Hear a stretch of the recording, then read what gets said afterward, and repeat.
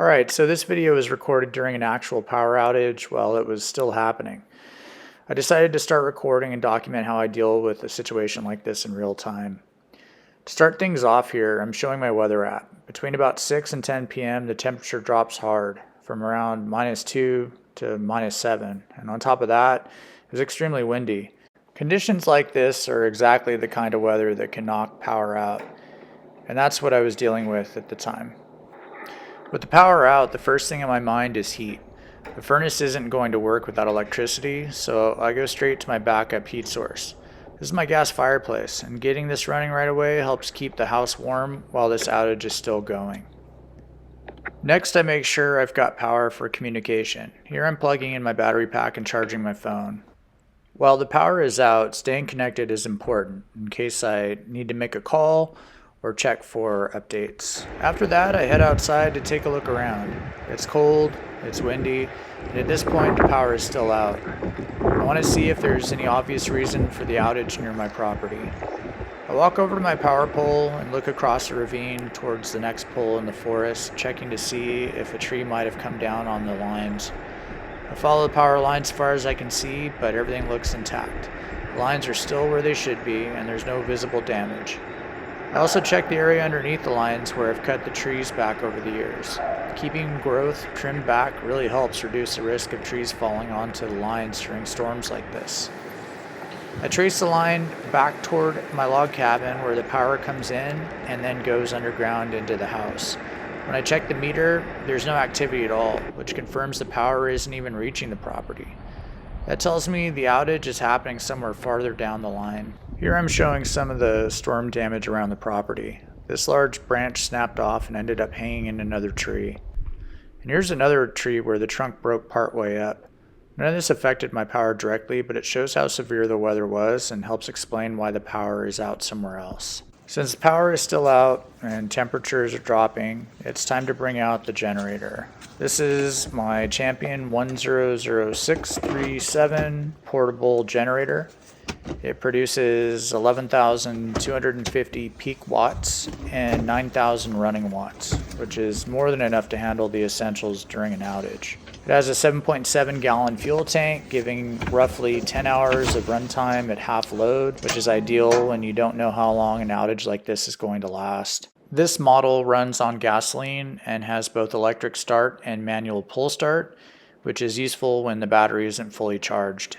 It also has CO Shield safety technology, which automatically shuts the generator down if it detects unsafe levels of carbon monoxide. So proper placement and ventilation are critical. I store the generator in this container, but I always pull it fully out before running it, so it has plenty of airflow. So the first step is going to be to turn on the main power switch. And then you're going to go to the back side here where the fuel shutoff valve is located. You can turn it either right or left, but either way it needs to be right into the center, and that will allow the fuel to flow into the carburetor. And the next thing you're going to do is you're going to go to the choke lever, which is going to be off, and you're going to move it all the way to the right there, and that's going to allow the fuel to saturate inside the carburetor. And I'm checking here to see if there's any fuel, and I've got half a tank, so I'm good to go. And next step is just to press the power button to start the ignition, and nothing happens because my battery is a bit undercharged. So here we go. And third time is the charm. Okay, so once it started, you're going to see the amber light flashing there. That's just a reminder that the choke is still all the way to the right, so you're going to want to move that back all the way over to the left, and that'll turn the choke off. And we'll look back at the monitor there, and the light's gone. Here's the power cord running from the generator into the house. You can see it goes through my container, runs alongside the wall of the outside of the house, and then goes right in to the other side where the panel is. So Downstairs is a generator breaker panel, which this cord plugs directly into. The blue breakers control specific things like selected outlets, the heater, the water pump, the fridge, and the microwave. Not everything in the house is powered, but all the essentials are. I switched both main breakers on, and now we've got generator power. Heading back upstairs, I start testing things, and the kitchen lights go on. Also, the microwave is working, and also the refrigerator is working no problem thanks to the generator. Since not every outlet is powered, I use an extension cord from an outlet that I know is being powered by the generator, and I run it over to the TV and Wi-Fi router. So now with the basics working, like running water and the refrigerator, it's time to move on to the most important thing. Let's be real here. That's the internet and watching some TV. I tell you, there's nothing like being able to Netflix and chill while the power's out, and you've got heat and comfort, and you can use the internet, and yeah, a generator just makes a world of difference when you're in a situation like this. Well, that was awesome. Now that I'm done watching, and the house is nice and warm, I'm gonna shut the generator off to conserve fuel. The generator comes with a remote, which makes it easy to do that from inside the house. It's kind of important to conserve your fuel because you just don't know how long the power is going to be out for, and you'd rather have it running all night if you can. Yeah, so I'm trying to start it back up, and that's not happening thanks to my battery that's not fully charged. So while the generator is off, I ran to town and filled up my gas tanks. When the power is still out and you don't know how long it's going to last, having extra fuel on hand is always a good idea. Eventually, when the power comes back on, you want to shut everything down properly.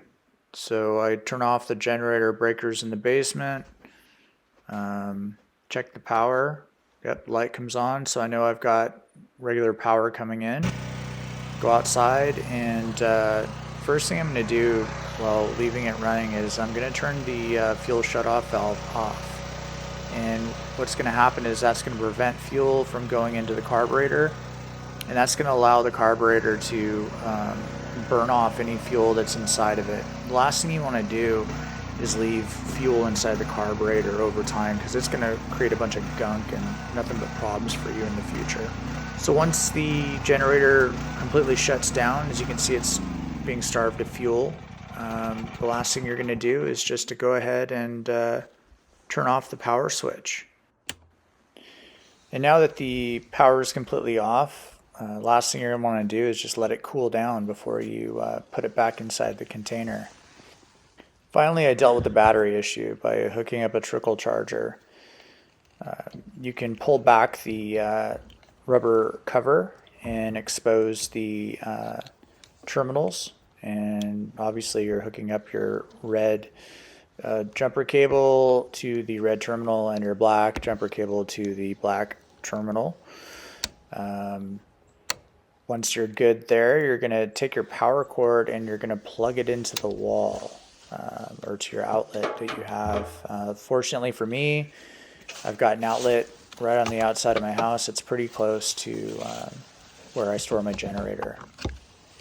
So you'll definitely want to plug your Trickle charger in after you hook up the battery cables. And yeah, looks like it's good to go. It's charging perfect. Well, that wraps it up. This was a real power outage recorded while it was happening, and it really highlights the value of being prepared. Having backup heat, power, fuel, and a plan makes all the difference.